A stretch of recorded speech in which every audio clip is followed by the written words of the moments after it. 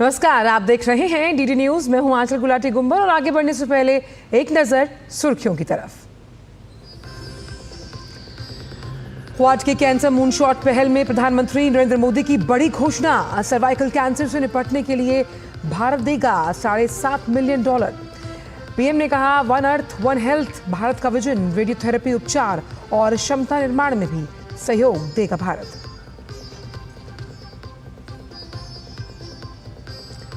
Quad समूह के Wilmington घोषणा सत्र में नौवहन सुरक्षा सहयोग बढ़ाने पर जोर।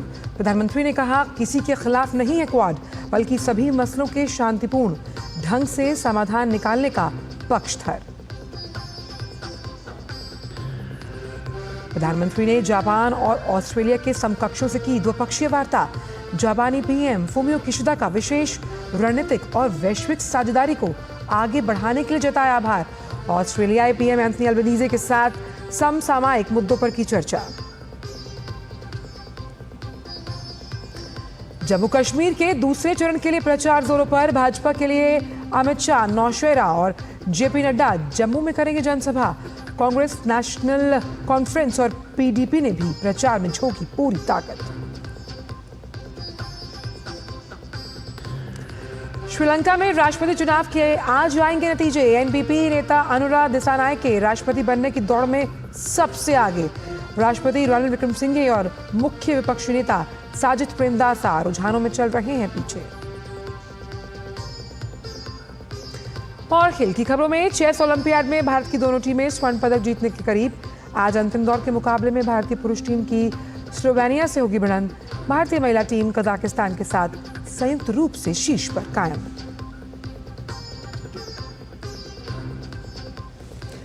चेन्नई टेस्ट के चौथे दिन बांग्लादेश के खिलाफ जीत पक्की करने के इरादे से उतरेगी टीम इंडिया। बांग्लादेश को जीत के लिए चाहिए 357 रन, जबकि भारत को जीत के लिए चाहिए 6 विकेट।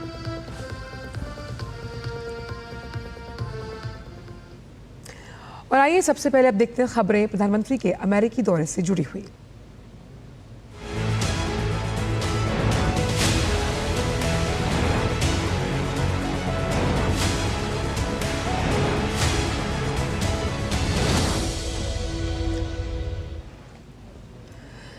प्रधानमंत्री नरेंद्र मोदी क्वाड शिखर सम्मेलन में भाग लेने के बाद न्यूयॉर्क के लिए रवाना हो गए। प्रधानमंत्री मोदी ने अमेरिकी राष्ट्रपति बाइडेन के गृहनगर विल्मिंगटन में आयोजित क्वाड शिखर सम्मेलन में हिस्सा लिया। प्रधानमंत्री मोदी न्यूयॉर्क में संयुक्त राष्ट्र महासभा में भविष्य के शिखर सम्मेलन को संबोधित करेंगे। प्रधानमंत्री मोदी अमेरिका की शीर्ष कंपनियों के सीईओज के साथ भी मुलाकात करेंगे। साथ ही प्रधानमंत्री का भारतीय समुदाय को संबोधित करने का भी कार्यक्रम है। क्वाड कैंसर मूनशॉट इनिशिएटिव के तहत प्रधानमंत्री नरेंद्र मोदी ने $7.5 मिलियन की सहायता राशि देने की घोषणा की है। प्रधानमंत्री ने कहा कि भारत ने कोविड जैसी महामारी के दौरान भी अपनी वैश्विक जिम्मेदारी को बखूबी निभाया। अफोर्डेबल स्वास्थ्य सेवाओं पर प्रधानमंत्री ने जोर दिया। उन्होंने रेडियो एक्टिव थेरेपी में भी सहयोग के लिए आश्वासन दिया है। यह अफोर्डेबल, एक्सेसिबल और क्वालिटी हेल्थ केयर के लिए हमारे साझे दृढ़ निश्चय को दर्शाता है। एक्सेलेंसी, भारत अपना एक्सपीरियंस और एक्सपर्टाइज शेयर करने के लिए तैयार है। आज कैंसर केयर में काम करने वाले भारत के कई एक्सपर्ट्स इस इवेंट्स में हमारे साथ जुड़े हैं। भारत का विजन है वन अर्थ वन हेल्थ।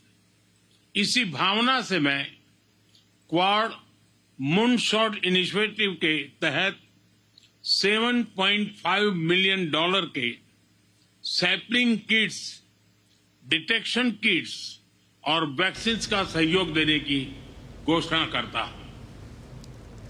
प्रधानमंत्री ने इंडो पैसिफिक के लिए 40 मिलियन वैक्सीन का योगदान गावी और क्वाड के पहल के अंतर्गत भारत की तरफ से होगा। मुझे खुशी है कि इंडो पैसिफिक देशों के लिए गावी और क्वाड की पहलों के अंतर्गत भारत से 40 मिलियन वैक्सीन डोसेज का योगदान दिया जाएगा। ये 40 मिलियन वैक्सीन डोसेज करोड़ों लोगों के जीवन में आशा की किरणें बनेगी. As you can see, when the Quad acts, it is not just for nations, it is for the people. This is the true essence of our human-centric approach. धन्यवाद. अमेरिकी राष्ट्रपति जो बाइडेन ने सर्वाइकल कैंसर को रोकने और उसकी पहचान और इलाज के लिए $150 मिलियन फंड देने की घोषणा की. उन्होंने कहा कि क्वाड कैंसर मूनशॉट सदस्य देशों के अस्पताल, रिसर्च सेंटर और कैंसर संस्थानों के बीच बेहतर समन्वय स्थापित करेगा. Quad Cancer Moonshot means more collaboration between our hospitals, research centers, and cancer foundations. More investment in screenings, treatment, and research, and more exchanges between our countries to improve vaccination rates all across the region. Right now, only 1 in 10 women across the Indo-Pacific, which is the most populated part of the world, have received HPV vaccinations for cervical cancer.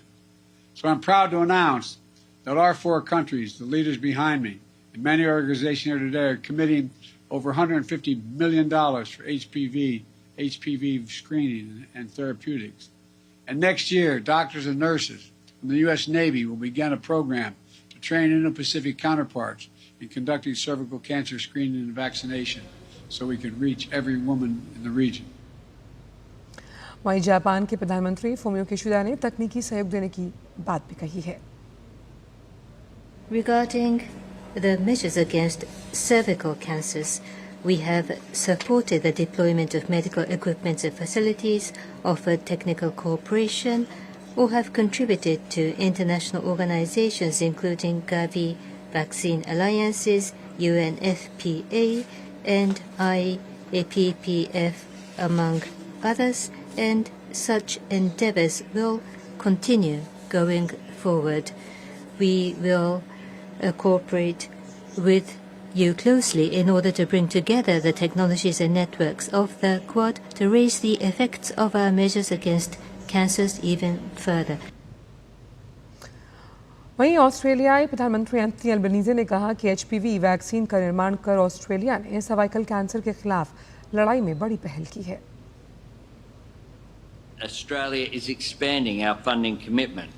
The expansion will use Australian cervical cancer expertise to help more partner governments get HPV vaccine programs up and running across the region. This will also increase screening and treatment and provide support for health workers. It will build on what we've learnt in the Western Highlands of Papua New Guinea and Vanuatu and make it available to Malaysia, Timor-Leste, the Solomons, Tuvalu, Fiji and Nauru as well. वहीं प्रधानमंत्री नरेंद्र मोदी ने Delaware Wilmington में हुई quad की बैठक में कहा कि क्वाड किसी के भी खिलाफ नहीं है. उन्होंने कहा कि क्वाड मानवता के हित में है. सदस्य देशों ने अगले वर्ष भारत में होने वाली क्वाड बैठक को लेकर प्रधानमंत्री को अग्रिम शुभकामनाएं दी. वहीं सभी ने हिंद प्रशांत क्षेत्र में भारत की अगुवाई की प्रशंसा भी की है. देखते हैं इस रिपोर्ट के जरिए. दुनिया की तेजी से बदलती भू राजनीति में क्वाड एक ऐसा मंच है जो शांति, स्थिरता और लोकतांत्रिक मूल्यों को एक नई दिशा दे रहा है. वैश्विक और क्षेत्रीय तनाव और संघर्षों के बीच क्वाड के सदस्य देश भारत, अमेरिका, जापान और ऑस्ट्रेलिया के बीच छठी बैठक विल्मिंगटन, डेलावेयर में हुई. प्रधानमंत्री नरेंद्र मोदी ने इंडो पैसिफिक क्षेत्र में साझा हितों की अहमियत को दोहराया. उन्होंने स्वास्थ्य, तकनीक और जलवायु परिवर्तन जैसे विषयों पर समावेशी और सकारात्मक पहल पर संतोष भी जताया. फ्री, ओपन, इंक्लूसिव और प्रॉस्परस इंडो पैसिफिक हमारी साझा प्राथमिकता और साझा प्रतिबद्धता है. हमने मिलकर health security, critical and emerging technologies, climate change, capacity building जैसे क्षेत्रों में कई सकारात्मक और समावेशी इनिशिएटिव लिए हैं. हमारा मैसेज साफ है. Quad is here to stay, to assist, to partner and to complement. प्रधानमंत्री ने जोर देकर कहा कि क्वाड किसी के खिलाफ नहीं, बल्कि ये नियम आधारित वैश्विक व्यवस्था को मजबूती देने के लिए मानवता के हित में है. हमारी बैठक ऐसे समय हो रही है जब विश्व तनावों और संघर्षों से घिरा हुआ है। ऐसे में साझा डेमोक्रेटिक वैल्यूज के आधार पर क्वाड का मिलकर साथ चलना पूरी मानवता के लिए बहुत ही महत्वपूर्ण है। हम किसी के खिलाफ नहीं हैं। हम सभी एक रूल्स बेस्ड इंटरनेशनल ऑर्डर, संप्रभुता और क्षेत्रीय अखंडता के सम्मान और सभी मसलों के शांतिपूर्ण ढंग से हल निकालने का समर्थन करते हैं। अमेरिकी राष्ट्रपति जो बाइडेन ने क्वाड की प्रगति पर खुशी व्यक्त की। उन्होंने कहा कि क्वाड की दिशा सही है। Today, we're announcing a series of initiatives to deliver real, positive impact for the Indo-Pacific that includes providing new maritime technologies to our regional partners so they know what's happening in their waters, launching cooperation between coast guards for the first time, and expanding the Quad Fellowship to include students from Southeast Asia. वहीं Japan के प्रधानमंत्री Fumio Kishida और Australia के प्रधानमंत्री Anthony Albanese ने सुरक्षा और शांति को लेकर क्वाड की भूमिका पर जोर दिया। The security environment surrounding ourselves are becoming increasingly severe, and a free and open international order based on the rule of law is under threat. Under this backdrop, it is ever more important for us, the Quad, who share values such as freedom and democracy, to continue to demonstrate our firm commitment to our common vision of FOIP, the free and open Indo-Pacific, to the international community. In order to realize a FOIP, it is crucial to coordinate with the regional countries and to materialize our vision by concrete actions. Partnerships like the Quad are crucial, providing us with an avenue to discuss shared responsibilities and goals and strengthening the enduring relationships necessary for lasting stability, which is why we commit today to continue to work with our Indo-Pacific neighbours, our friends and our partners. Prime Minister Modi will be hosting us next year, and I look forward to that as well. वैश्विक स्थिरता और समृद्धि के साथ साथ quad की प्रतिबद्धता Indo Pacific क्षेत्र में स्वतंत्र, समावेशी और स्वतंत्र नौवहन को लेकर है। डिलीवर से अमृतपाल के साथ ब्यूरो रिपोर्ट, डीडी न्यूज। और वहीं विल्मिंगटन में हुए क्वाड शिखर सम्मेलन में आखिर किन बिंदुओं पर सहमति बनी है, आइए एक नज़र डालते हैं। तो भारत, अमेरिका, जापान और ऑस्ट्रेलिया के संयुक्त वक्तव्य पर अगर हम देखें तो क्वाड समूह ने मैरीटाइम सिक्योरिटी पर फोकस किया, जहां हिंद प्रशांत क्षेत्र में ट्रेनिंग के लिए क्षेत्रीय समुद्री पहल मैत्री की घोषणा की गई है। और वहीं IPMDA और अन्य क्वाड पार्टनर्स की पहल के जरिए दिए गए उपकरणों की वृद्धि पर भी सहमति बनी। साथ ही जल की निगरानी और सुरक्षा बढ़ाने पर भी इस घोषणा पत्र में फोकस साफ तौर पर नजर आ रहा है। कानूनों को लागू करने और गैर कानूनी व्यवहार रोकने में सक्षम बनाने पर भी जोर दिया गया। वर्ष 2025 में भारत मैत्री वर्कशॉप की मेजबानी करेगा। समुद्री सुरक्षा इसका प्रमुख अंग है और समुद्री कानूनों की अगर हम वार्ता से जुड़ी हुई बात करें तो उसका शुभारंभ, वहीं समुद्री व्यवस्था बनाए रखने के प्रयासों का समर्थन करने के लिए भी ये समुद्री वार्ता अहम मानी जा रही है। क्वाड साझेदार IPMDA में नई तकनीक और डेटा को शामिल करने का पक्षधर से माना गया और 2025 में पहला क्वाड एट सी शिप ऑब्जर्वर मिशन शुरू करने की भी घोषणा है। क्वाड एट सी शिप ऑब्जर्वर मिशन में तट रक्षकों की बड़ी भूमिका होगी, क्योंकि हिंद प्रशांत क्षेत्र में समुद्री सुरक्षा पर जोर है और इंटर ऑपरेटिबिलिटी में सुधार और समुद्री सुरक्षा को आगे बढ़ाने पर फोकस है। Quad Indo Pacific logistics network pilot project launch करने की घोषणा भी इस घोषणा पत्र में की गई। वहीं प्राकृतिक आपदाओं से निपटने में अधिक तेजी और कुशलता लाने का भी इसमें समर्थन किया गया है।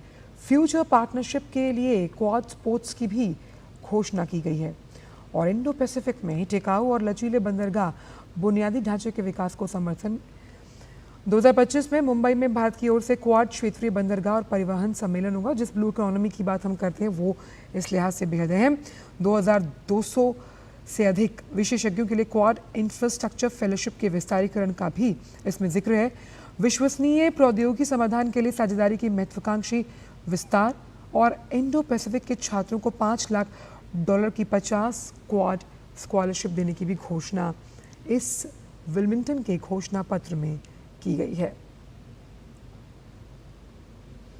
तो इस पूरे घोषणा पत्र में हम समझ सकते हैं कि समुद्री सुरक्षा पर पूरा जोर दिया गया है। वहीं क्वाड सम्मेलन से अलग प्रधानमंत्री नरेंद्र मोदी ने जापान के प्रधानमंत्री फुमियो किशिदा से द्विपक्षीय वार्ता की। दोनों नेताओं ने कई अहम मुद्दों पर चर्चा की है।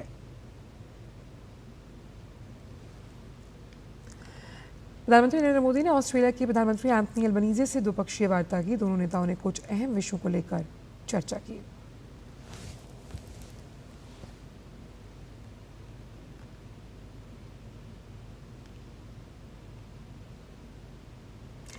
तो क्वाड शिखर सम्मेलन से पहले अमेरिकी राष्ट्रपति जो बाइडेन और प्रधानमंत्री नरेंद्र मोदी के साथ द्विपक्षीय बैठक हुई है और इस बैठक में हिस्सा लेने के लिए प्रधानमंत्री बाइडेन के आवास ग्रीनविले पहुंचे, जहां अमेरिकी राष्ट्रपति ने उनका स्वागत किया।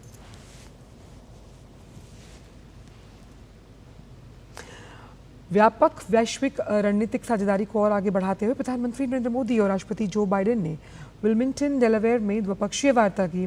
राष्ट्रपति बाइडेन ने अपने निवास पर प्रधानमंत्री की मेजबानी की। दोनों नेताओं के बीच बातचीत आपसी हितों से जुड़े क्षेत्रों में द्विपक्षीय साझेदारी को और गहरा केंद्रित करने पर रही। नेताओं ने इंडो पैसिफिक क्षेत्र और वैश्विक क्षेत्रों पर अपने विचारों का आदान प्रदान किया। और खबरों में अब बात करते हैं विधानसभा चुनावों से जुड़ी हुई।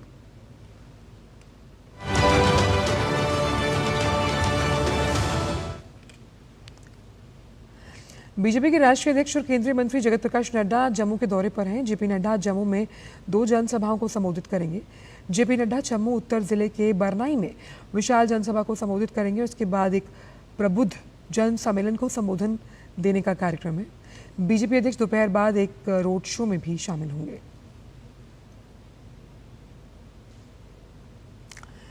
रक्षा मंत्री और भारतीय जनता पार्टी के वरिष्ठ नेता राजनाथ सिंह जम्मू कश्मीर के दौरे पर रहेंगे। जम्मू कश्मीर विधानसभा चुनाव के मद्देनजर राजनाथ सिंह जम्मू में लगातार 4 रैलियां करेंगे। राजनाथ सिंह सुबह पुंछ के फव्वार चौक में जनसभा को संबोधित करेंगे। इसके बाद रक्षा मंत्री कोटरंका में जनसभा को संबोधन देंगे। दोपहर बाद रक्षा मंत्री राजौरी के सुंदरबनी में जनता को संबोधित करेंगे। इसके साथ ही शाम को जम्मू के सैनिक कॉलोनी स्थित दशहरा मैदान में जनसभा करेंगे। केंद्रीय मंत्री अमित शाह आज सुबह 11 बजे नौशेरा में जनसभा को संबोधित करने वाले हैं। राज्य में आगामी 25 सितंबर को दूसरे चरण का मतदान होना है। इस दौरान 26 विधानसभा सीटों पर मतदान होगा। आपको बताएं कि नौशेरा राजौरी विधानसभा क्षेत्र में आता है। राजौरी विधानसभा क्षेत्र में राजौरी और नौशेरा के साथ बुद्धल, थन्ना मंडी और कालाकोट सुंदरबनी विधानसभा सीटें भी शामिल हैं। उत्तर प्रदेश के मुख्यमंत्री योगी आदित्यनाथ आज हरियाणा के दौरे पर आएंगे। योगी आदित्यनाथ हरियाणा के नरवाना में जनसभा को संबोधित करेंगे। हरियाणा में 5 अक्टूबर को एक ही चरण में मतदान होना है। योगी आदित्यनाथ नरवाना की जनता से भाजपा उम्मीदवार के पक्ष में वोट डालने की अपील करेंगे। उसके साथ ही सीएम योगी आदित्यनाथ गोरखपुर में जनता दरबार लगाकर जनता की समस्याओं को सुनेंगे।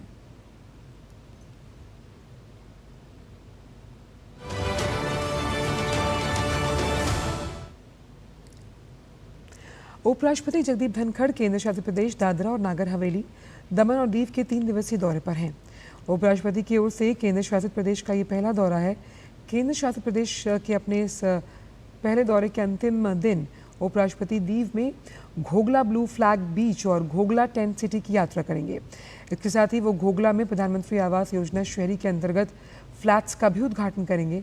साथ ही वो दीव में मल संसाधन संयंत्र STP का भी उद्घाटन करने वाले हैं। इसके साथ ही उपराष्ट्रपति दीव में केवड़ी स्थित एजुकेशन हब भी जाएंगे।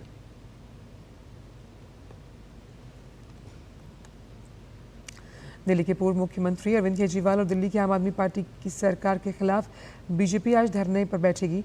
दिल्ली के कनॉट प्लेस में इलाके में बीजेपी के वरिष्ठ नेता, सांसद, विधायक विरोध प्रदर्शन करेंगे। बीजेपी दिल्ली की आप सरकार के भ्रष्टाचार को जनता के सामने उजागर करेगी। वहीं केजरीवाल भी आज जंतर मंतर पर जनता की अदालत लगाएंगे। रुक करते कुछ अंतर्राष्ट्रीय खबरों की तरफ। श्रीलंका में राष्ट्रपति चुनाव के लिए वोटिंग के बाद अब वोटों की गिनती जारी है। मतगणना में अभी पोस्टल वोटों की गिनती चल रही है। ताज़ा जानकारी के अनुसार एनपीपी नेता अनुराग कुमारा दिसानायके डाक मतपत्रों में अन्य उम्मीदवारों पर भारी बढ़त के साथ आगे हैं। वामपंथी नेता अनुराग कुमारा दिसानायक ने 20 चुनावी जिलों में 50% से अधिक पोस्टल वोट हासिल किए। श्रीलंका के चुनाव अधिकारियों के अनुसार राष्ट्रपति चुनाव के लिए मतदान में लगभग 75% मतदाताओं ने मतदान में हिस्सा लिया और कहा जा सकता है कि हिंसा की छिटपुट घटनाओं के साथ मतदान बहुत हद तक शांतिपूर्ण रहा। वहीं श्रीलंका के चुनाव आयोग ने कहा कि आज देर रात अंतिम नतीजे घोषित करने की कोशिश की जाएगी। इस बीच श्रीलंका के विदेश मंत्री अली साबरी ने दिसानायके को बधाई दी है। अमेरिका में राष्ट्रपति पद की डेमोक्रेटिक उम्मीदवार कमला हैरिस ने अपने प्रतिद्वंदी डोनाल्ड ट्रंप को एक और बहस की चुनौती दी, लेकिन अमेरिका के पूर्व राष्ट्रपति और राष्ट्रपति पद के रिपब्लिकन उम्मीदवार डोनाल्ड ट्रंप ने कमला हैरिस के साथ बहस करने से मना कर दिया। उत्तरी कैरोलिना के विल्मिंगटन में एक रैली को संबोधित करते हुए ट्रंप ने कहा कि मतदान शुरू होने के कारण अब बहस के लिए काफ़ी देर हो चुकी है। इसके साथ ही बंदूक स्वामित्व पर दिए बयान को लेकर ट्रंप ने कमला हैरिस की आलोचना की है। इजराइल की सेना ने गोलन हाइट्स और उत्तरी इजराइल के कुछ इलाकों के लिए एडवाइजरी जारी की। इजरायली सेना ने स्थानीय निवासियों को सार्वजनिक समारोह से बचने, कम से कम आवाजाही करने और आश्रय स्थलों के पास रहने का आदेश दिया। इजरायली सैन्य प्रवक्ता रियर एडमिरल डैनियल हगारी ने कहा कि लेबनान में हिजबुल्लाह कमांडरों पर इजरायली हमले के प्रतिशोध की आशंका के मद्देनजर उत्तरी शहर हाइफा से लेकर लेबनान की सीमा तक लोगों के इकट्ठा होने पर प्रतिबंध रहेगा। सेना ने बयान में कहा कि इजराइल भविष्य में जवाबी कार्रवाई के लिए तैयार है। ऐसे में नागरिकों की सुरक्षा के लिए आदेश जारी किया गया।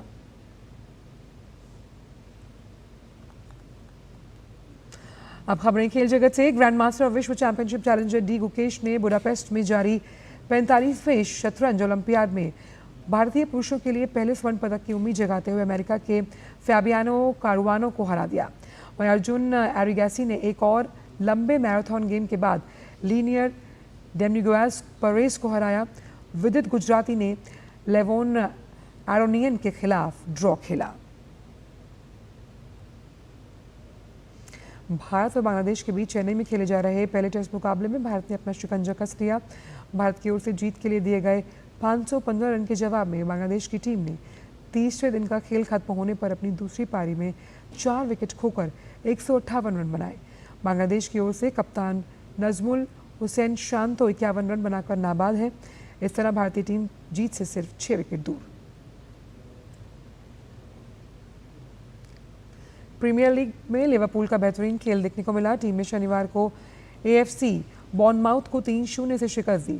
लिवरपूल की ओर से लुइस डायज ने खेल के 26वें और 28वें मिनट में गोल किए। वहीं डार्विन नुनेज ने खेल के 37वें मिनट में गोल कर बढ़त को 3-0 कर दिया। मैच में इसके बाद कोई और गोल देखने को नहीं मिला और लिवरपूल ने मुकाबले को 3-0 से अपने नाम कर लिया। ऑस्ट्रेलिया और इंग्लैंड के बीच 5 मैच की वनडे सीरीज का दूसरा मुकाबला ऑस्ट्रेलिया ने 68 रन से अपने नाम कर लिया। इस जीत के साथ ही ऑस्ट्रेलिया ने सीरीज में 2-0 की बढ़त बना ली। मैच में इंग्लैंड ने टॉस जीता और पहले गेंदबाजी करने का फैसला किया। ऑस्ट्रेलिया की टीम 44.4 ओवर में 270 रन पर ऑल आउट हो गई। ऑस्ट्रेलिया की ओर से एलेक्स कैरी ने 74 रन की पारी खेली, जबकि कप्तान मिशेल मार्श ने 60 रन बनाए। जीत के लिए मैंने 271 रन के लक्ष्य का पीछा करने उतरी इंग्लैंड की टीम 40.2 ओवर में 202 रन पर सिमट गई और ऑस्ट्रेलिया की ओर से मिशेल स्टार्क ने सबसे ज़्यादा 3 विकेट लिए।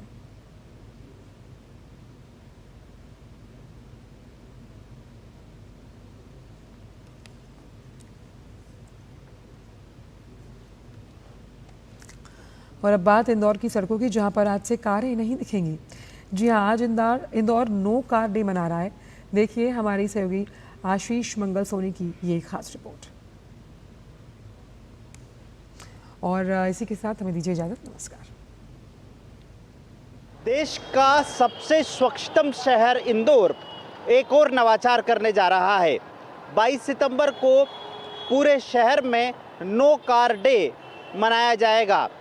इंदौर नगर निगम की इसके पीछे मंशा साफ है कि कम से कम कार्बन उत्सर्जन हो सके। देश के स्वच्छतम शहर इंदौर की आबोहवा को और स्वच्छ बनाने के लिए नगर निगम नवाचार कर रहा है। 22 सितंबर यानी रविवार को इंदौर नगर निगम ने लोगों से सड़कों पर अपनी कार 4 व्हीलर नहीं निकालने की अपील की है। इंदौर महानगर में पिछले साल की तरह इस बार भी नो कार डे मनाया जा रहा है।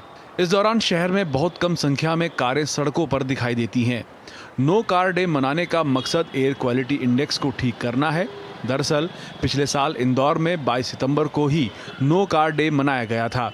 उस दौरान शहर में कुल कारों की तुलना में 12% कारें सड़कों पर कम निकली थी, जिसके कारण एयर क्वालिटी इंडेक्स में 18% सुधार हुआ था।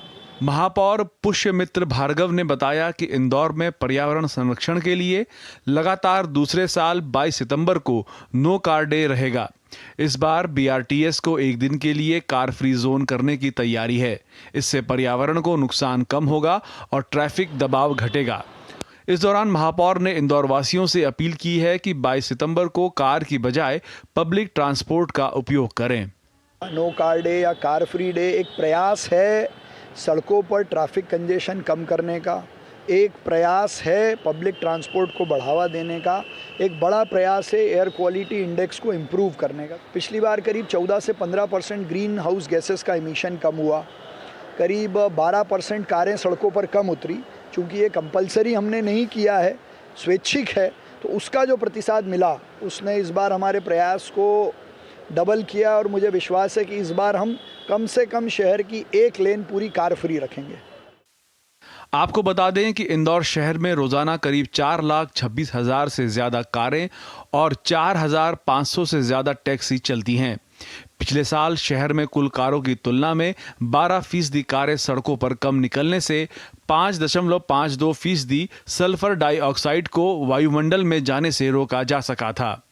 पर्यावरण संरक्षण के लिए जरूरी है कि कार्बन उत्सर्जन में कमी लाने की कोशिश की जाए और यही नवाचार किया इंदौर नगर निगम ने। 22 सितंबर को नो कार डे के दिन पूरे शहरवासियों से अपील की है कि कम से कम अपनी कार को सड़कों पर निकाले, पब्लिक ट्रांसपोर्ट का उपयोग करें। कैमरा पर्सन विजय शर्मा के साथ आशीष मंगल सोनी, डीडी न्यूज़, इंदौर।